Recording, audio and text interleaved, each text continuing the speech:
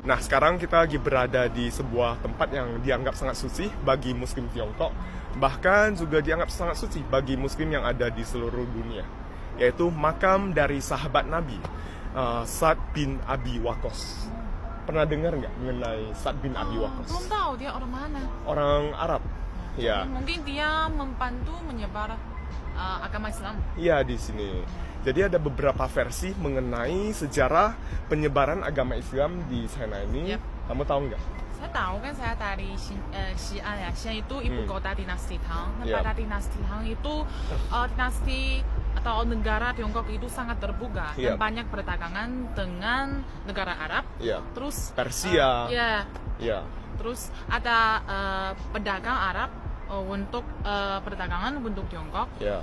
Pastilah ada komunikasi kebudayaan. Terus katanya pada dinasti Tang, kalau zaman yang lebih spesifik saya kurang tahu. Oke. Kalau masuk pasti pada dinasti Tang. Jadi menurut sumber yang saya baca, ada beberapa versi ya mengenai penyebaran agama Islam di China ini. Yep. Salah satunya menurut catatan resmi dari dinasti Tang. Jadi agama Islam itu masuk ke China pada tahun 651 yang dibawa oleh rombongan pedagang Arab pada saat itu yang diutus oleh pemimpin Khalifah Utsman bin Affan.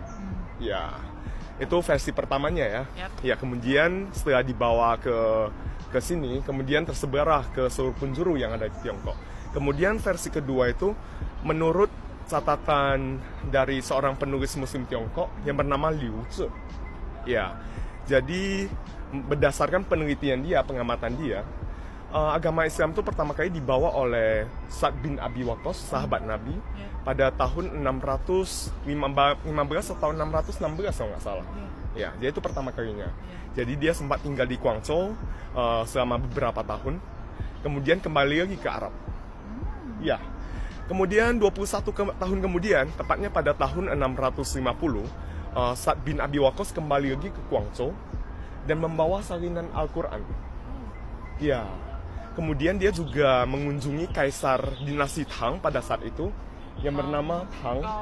Ya, Tang Kaozong. Benar sekali. Dia juga membawa oleh-oleh buat kaisar dan diterima baik. Jadi sebagai duta besar kebudayaan ya. Ya, benar. Dan sejak saat itu juga Sa'd bin Abi Waqqas diperbolehkan untuk menyebarkan agama Islam di Guangzhou dulu. Secara resmi ya. Ya, secara resmi di Guangzhou dulu. Awalnya di Guangzhou dulu. Kemudian perlahan-lahan menyebar ke seluruh Tiongkok. Yep. Ya, jadi kira-kira seperti itu. Jadi dari utara misalnya provinsi Shanxi, Qinghai, sampai provinsi Fujian, Guangdong, di seluruh Tiongkok kayaknya ada komunitas atau orang Muslim. Ya, banyak. benar. Jadi berdasarkan jadi berdasarkan informasi yang saya baca juga, totalnya ada 30 juta Muslim di Tiongkok. Dan jumlah masjid yang tersebar di seluruh Tiongkok jumlahnya sekitar 40.000 ya. 40.000 masjid. Sekarang kita sudah berada di dalam sini dan hari ini hari Jumat. Kita akan membawa kalian untuk melihat suasana sholat Jumatan di sini juga. Kayaknya bakal ramai sekali hari ini. Ya, tadi udah ada banyak yang pengen nanti sholat. Iya, tadi pas kita ketemu. ngomong ada Ya. beberapa yang sempat lewat juga Lewat. sebenarnya. Yep. Jadi kita langsung aja masuk ke dalam.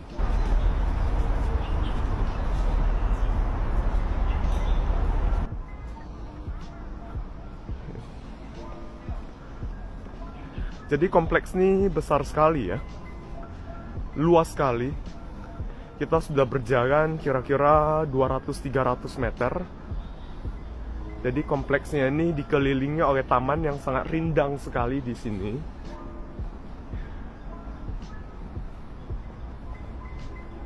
Jadi di sini selain ada makam dari sahabat Nabi, ada juga masjid di dalam sini. Yep. Ya, jadi ini salah satu tempat beribadah umat Islam di Guangzhou. Kita coba masuk ke dalam ya.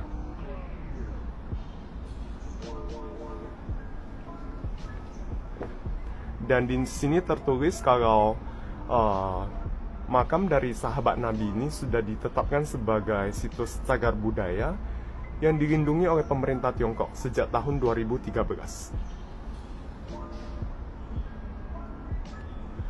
Dan di sini juga dituliskan kalau total luas dari area makam dari sahabat Nabi ini seluas 2.200 meter persegi. Jadi lumayan luas. Kita coba masuk ke dalam.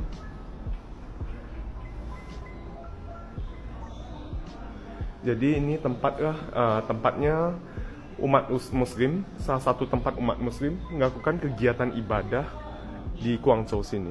Di sini kita sudah bisa melihat sudah mulai banyak orang yang berkumpul di sini.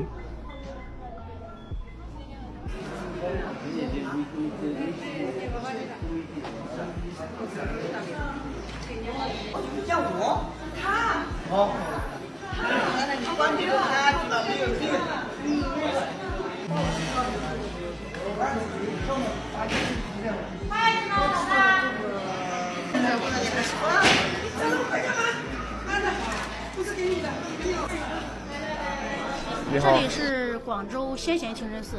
广州总共有4座清真寺，光塔清真寺、先贤清真寺，还有小东营清真寺，还有豪畔清真寺。总共有4座清真寺，但是都是老寺，都是古寺，里面都有古建物。你们有机会的话，都可以去转一下。这个寺呢，它的最大标志性就是古墓院，里面是圣人舅舅的坟。他当年来中国传教的时候，就归真到此。然后那口井呢，冬暖夏凉，它也有1400多年的历史了。但是它一直都有水。像咱们老家打个井，几年都没水了哈。但是这口井呢，1400多年一直都还有水。而且平时就比如说像这种周五这个礼拜的时候，是不是全世界各地都会有人会来？对，因为广州它是个外贸之都嘛，就很多人都来这里来做生意，所以说呢，主麻呢是属于我们穆斯林聚集的日子，所以说呢，星期五中午，不管忙与不忙，都要来清真寺的。是这样的。您大概知不知道这么长时间，比如说大概每天或者是每一次礼拜会有多少人过来？平时的话就比较少，它不像老家，就是喊了帮客，大家都走过去就很近。这里呢，平时因为都要上班，所以说平时的话人就比较少，稀稀拉拉几十个人或者甚至10几个人。但是它平时要是星期五就不一样了，最低的话1、2千，多的话就好几千上万，是这样的。因为3年疫情还是受影响的，人数就没有这么多了。因为开始恢复了就好了。恢复的话还要一段时间，因为毕竟是有4座清真寺，它不是都来这一座清真寺的，所以说人也比较分散。但是呢，广州穆斯林呢大多数都是外来人口，像我们呢都是后来迁户到广州过来定居的。对，那您是哪里的？我是河南的。哦，河南的。我是陕西的。陕西离我们很近，对，特别近。我们那边开车大概3、4个小时就到西安了。因为西安，我就是西安人。因为西安的话，我住离回民街特别近，我们经常去。里面大兴山。那个也是古寺，对，很大的一座清真寺，很大，然后还有银杏树。那您是回族吗？还是？我是回族，我老公一家是汉族入教的。他是汉族穆斯林，包括他身份证现在虽然写的是汉族，但是他是汉族穆斯林。他爸爸妈妈还有他弟弟妹妹现在都信仰伊斯兰。包括他们找的对象也是要找穆斯林，也是穆斯林。因为我们穆斯林呢，我们这个宗教没有强迫，我们也不出去宣教，就是经过你自己的认识认知，你来参与来加入，因为强迫是没有这个必要的，是吧？信仰这个自由嘛。然后我老公一家他是加入的，像这个朋友也是汉族加入的。也是汉族的吧？他也是汉族加入的。在我们志愿者队伍里面有很多都是汉族加入的。宗教也不是一个枷锁，也不是生活的枷锁，它只是生活的一种方式。你们有你们的方式，我们有我们的方式。就像我们也会有很多汉族朋友一样，我们也玩得很好。但是你尊重你，我尊重我，就这样。但是我可以成为你的汉族朋友吗？没有关系啊。但是我们一起吃饭肯定都是去回族餐厅。对。因为回族餐厅的话，大家都能吃，对吧？我们大学班里面有一个是回族同学，所以我每一次聚餐都在八一老爷。对，都是非常尊重，都是去回族餐厅，和善。而且在我们河南呢，汉族人还是多的。但是呢，我们那边汉族人呢，都是跟我们去回族餐厅吃饭，对，都是去，都是互相尊重嘛，这样才能成为好朋友嘛。那我有一个问题啊，就是刚才你说你老公是汉族入教了嘛？汉族穆斯林啊，汉族穆斯林嘛。